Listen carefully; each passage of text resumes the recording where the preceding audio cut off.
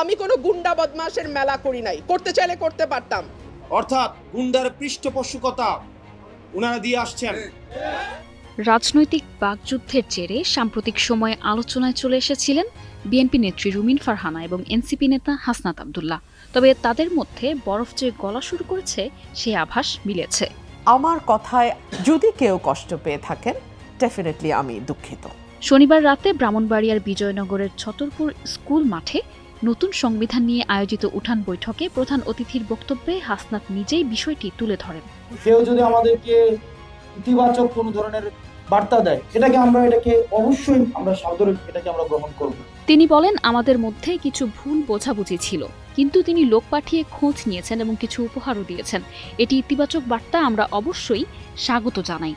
আমাদের জন্য উনি উপহার পাঠিয়েছে, এটা কিন্তু একটা পজিটিভ বার্তা, এটা আমাদেরকে অবশ্যই ওয়েলকাম জানানো উচিত। এর আগে নির্বাচন কমিশন ভবনে এক ঘটনার জেরে দুই পক্ষের মধ্যে তীব্র পাল্টাপাল্টি বক্তব্য হয়। পরে সামাজিক যোগাযোগ মাধ্যম ও টকশোতেও একে অপরের বিরুদ্ধে সমালোচনা চলে।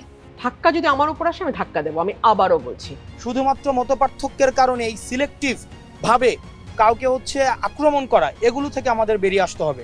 বৈঠকে নির্বাচন ও সংস্কারের প্রসঙ্গ তোলেন এনসিপির দক্ষিণাঞ্চলের মুখ্য সমন্বয়ক হাসনাত আব্দুল্লাহ। তিনি বলেন, শুধু নির্বাচন নয়, সংস্কার ও বিচারও প্রয়োজন।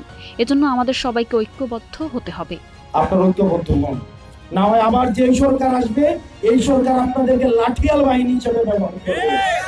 নুরুল হক নূরের ওপর হামলার প্রসঙ্গ টেনে তিনি আরো বলেন, এই ঘটনা আমাদের জন্য একটি বার্তা। আমরা দেখেছি অতীতে তারেক রহমানকেও মুচলেকা দিয়ে দেশ ছাড়তে হয়েছিল। নূর ভাইয়ের উপর আক্রমণটা হয়েছে, এটা আমাদের একটা মেসেজ আমাদের জন্য। জনাব তারেক জিয়াকে আমরা দেখেছি মুচলেকা দিয়ে দেশ ছাড়তে হয়েছে।